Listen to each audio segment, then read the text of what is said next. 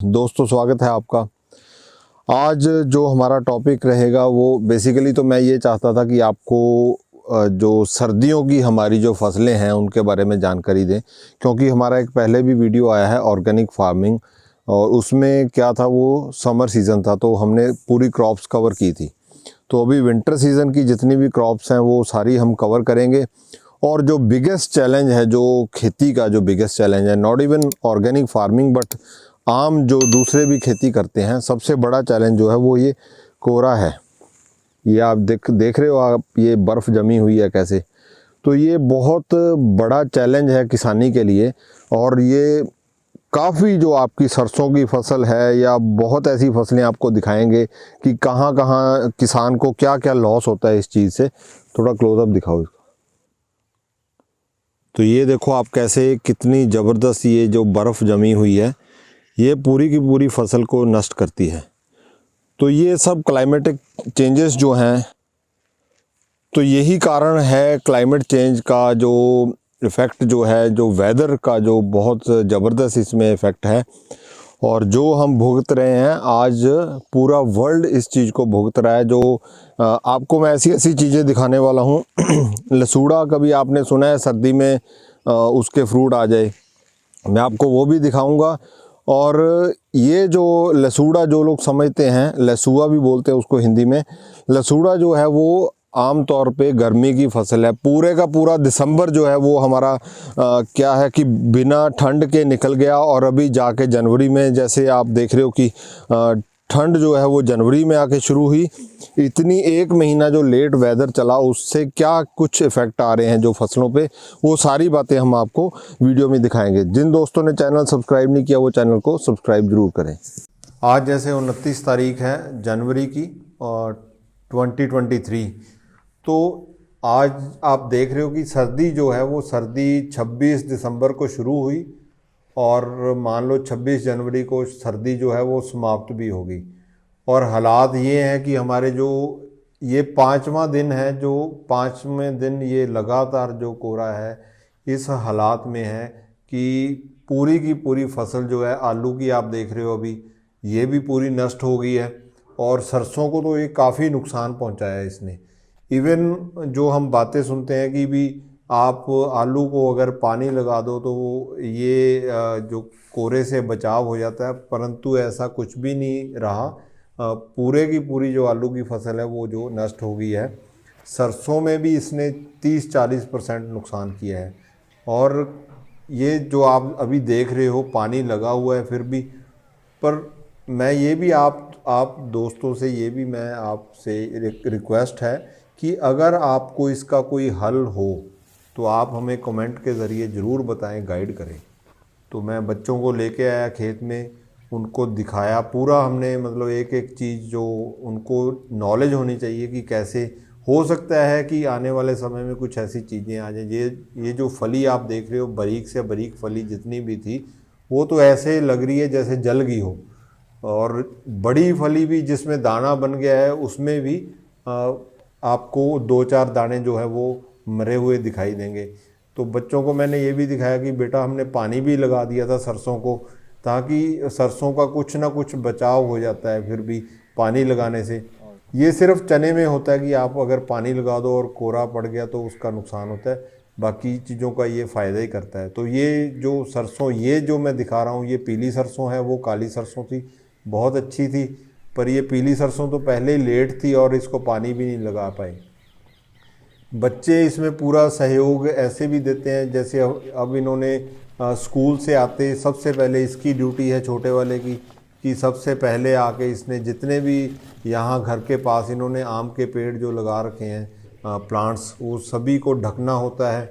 और ये जो मैं आपको दिखा रहा हूँ ये है केले के जो प्लांट्स हैं। अगर आपने इसको आम के पेड़ को तैयार करना है हमारे एरिए में जहाँ कोहरे का इतना प्रकोप रहता है, वहाँ आप इस प्रकार से भी आप इनको प्रोटेक्ट कर सकते हो। ये नॉर्थ साइड जो है, प्लांट के नॉर्थ साइड आप अगर केला लगाओगे, जैसे ये देखो केला पूरा जल गया है, पर ये सारे का सारा वही, मतलब इसके ऊपर बर्फ़ जमी पर फिर भी इसने उसको प्रोटेक्ट किया आम को। अब दूसरा जो बेटा है, इसकी ड्यूटी है कि सुबह स्कूल जाने से पहले ये सारे जितने भी हमने पॉलीथीन ये बैग से जो ढक रखे थे जितने भी प्लांट्स, वो सभी को ये उतार के जाता है ताकि धूप उनको पूरे दिन भर धूप लगे और वो तंदुरुस्त बने रहें ऐसे ही। तो ये इतना हार्ड वर्क करने से जाके फिर आपको किसानी में कुछ ना कुछ जो है लाभ होता है, ये इतनी मेहनत ही करनी पड़ती है। तो ये किचन गार्डन में घुस गया क्योंकि ये खाने पीने का आपको सेहत से भी आइडिया लग रहा होगा कि पूरा शौकीन है खाने पीने का। अब धनिया तोड़ने लग गया, कुछ ना कुछ होगा इसके मन में भी कि स्कूल जाने से पहले कुछ सब्जी में डाल के लेके जाएगा या खुद भी तैयार कर लेता है काफ़ी कुछ ये। तो ये किचन गार्डन आप समझो या मतलब 10 फैमिली तो यहाँ से पल जाती हैं। दोस्तों मैं आपको दिखाना चाह रहा हूँ कि ये हमारे दादाजी हैं, वैसे हमारे दादाजी के छोटे भाई हैं।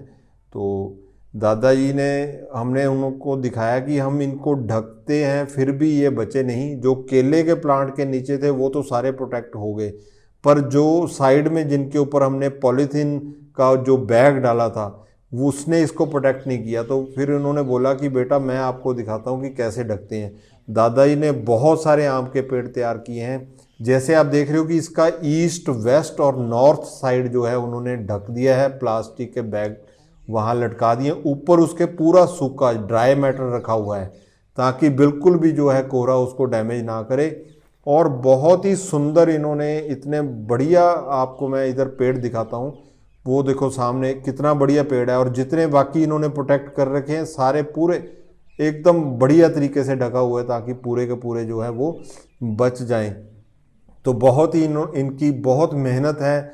और ये चलो हम अब जो अपना जो हो गया सो हो गया, परंतु हमने ये जो फार्म हाउस बनाया है, आप कभी भी ज़िंदगी जो है वो किसान की रुकती नहीं है।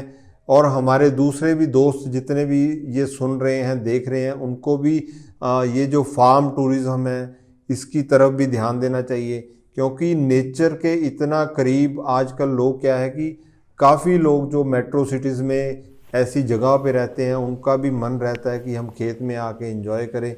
तो आपने कुछ ना कुछ जो जीवन हमारा चलता रहेगा। दोस्तों मैं आपको ये गेहूं दिखा रहा हूँ और इसमें जो हैरों फेरी गई है, हैरों काफ़ी किसान जो है वो आज के टाइम में हैरों समझेंगे ही नहीं, क्योंकि सभी को आदत लत पड़ गई है कि वो बथुआ जो जलाने वाली स्प्रे है उसको उठाया और बाथू की स्प्रे सारे कर दी और आपका गेहूं सारा वो जो है वो सारा केमिकल के साथ हो गया। मैं ये दिखा रहा हूँ कि डैमेज काफ़ी होती है गेहूं इससे, परंतु आप अगर ऑर्गेनिक खेती करते हो तो आपको ये करना पड़ेगा, नहीं तो बथुआ इतना ज़्यादा हो जाएगा इसमें आपके पास और कोई हल नहीं है। तो कसिए से, जैसे आप गुड़ाई देख रहे हो कि हम कसिए से भी गुड़ाई करते हैं, और इसमें अगर आप आज के टाइम में किसी फार्मर को बोलोगे कि हम कसिया से गेहूं की गुड़ाई करते हैं तो वो बोलेगा कि मूर्ख है भैया, इतनी मेहनत कौन करे। तो मेहनत तो ज़रूर है। अभी आपको मैं दिखा रहा हूँ कनोला सरसों, और ये पूरी की पूरी जो है हमने इस बार बेड पे लगाई है। और इस सेम डे बेड पे ना लगा के जो सिंपल हमने लगाई है उसकी और उसकी हालत में आप अंतर देखो कितना फ़र्क है दोनों का। ये एक ही दिन की लगी हुई फसल है दोनों, तो एक दिन के लगाने में मतलब भी ये था कि दोनों का फ़र्क एकदम क्लियर पता चलेगा। अभी ये जो आप देख रहे हो ये है सौंफ।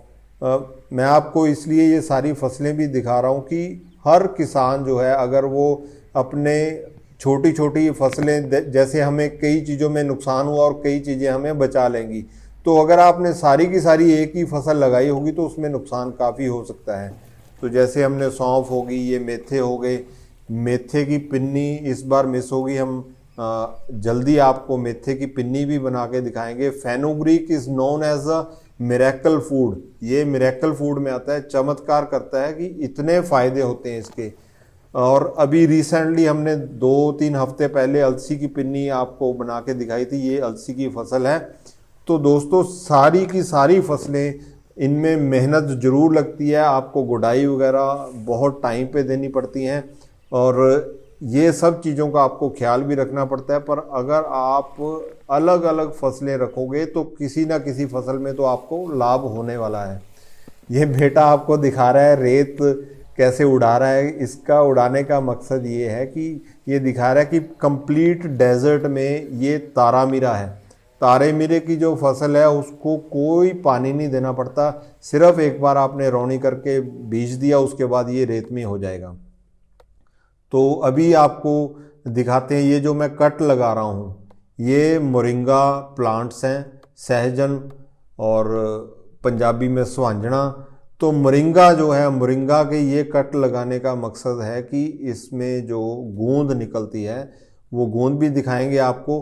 फिलहाल ये चारा इकट्ठा कर रहे हैं और ये देखो आप, ये गूंद को मैंने क्लोज से दिखाया। ये जो गूंद है इसको कमर रस मोच रस गूंद बोलते हैं इसको, मोच रस गूंद।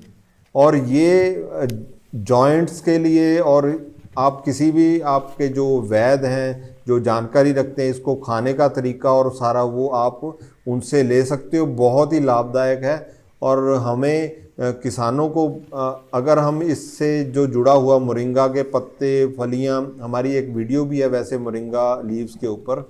तो ये जो मोरिंगा लीव्स हैं, क्योंकि अभी कटाई हम इसलिए इस महीने में 2 महीने करते हैं, छोटी छोटी लकड़ी भी इसकी सारी काट देते हैं। और एक तो इसकी कटाई हो जाएगी, फिर नेक्स्ट मंथ इसके पूरे जो नए फ्लावर्स आएंगे और वो दोनों काम कर दिए। इस महीने में वैसे भी चारा ज़मींदार के पास कम रहता है, तो आपका ये चारे के काम भी आ गया। और यहाँ तक कि इसकी जो छोटी छोटी लकड़ी है वो भी गाय नहीं छोड़ती। मैं आपको अभी दिखा देता हूँ कि ये छोटी छोटी बारीक लकड़ी जो है ये शाम तक ये भी खा जाएंगी। अगर हमने ये सुबह डाला है ना, जैसे आपने देखा कि सारा साफ़ कर दिया, तो ये मोरिंगा की छोटी छोटी लकड़ी भी खा जाती हैं और वो भी इनको पूरा डाइजेस्ट होता है। क्योंकि साहिवाल गाय का इसमें इसका जो डाइजेस्टिव सिस्टम है वो इतना ज़बरदस्त है। और देखो आप, जैसे मैंने ना तो इसको गले में रस्सी बांधा हुआ है, ना इसके पैरों में कोई रस्सी बांधा। इतनी शांत स्वभाव की होती है। अगर आपके घर में पली हुई बछड़ी हो, बहुत ही शांत स्वभाव की होती हैं। और आप पूरे के पूरे जो गुण हैं वो जो आपने अभी आपको दिखाया कि मोरिंगा के सारे गुण जो हैं वो जो आपने डाला वो सारा आपकी दूध के जरिए आपको पहुंच जाएगा। अभी नेक्स्ट जो है, अभी रिसेंटली हम इसी आज वैसे पहले दिन हमने ट्राई किया था, वैसे आज गुड़ तैयार नहीं हो पाया, पर गन्ने का जो आग है वो भी इनका चारा चलता रहेगा। तो सर्दी में ये सारा इनके लिए बहुत अच्छा रहता है। तो दोस्तों, उम्मीद है आज की वीडियो आपको काफ़ी आपको इससे लाभ होगा और आने वाले समय में फिर एक नई वीडियो लेके हाजिर होते हैं। तब तक के लिए आपका हमारा रब रखा।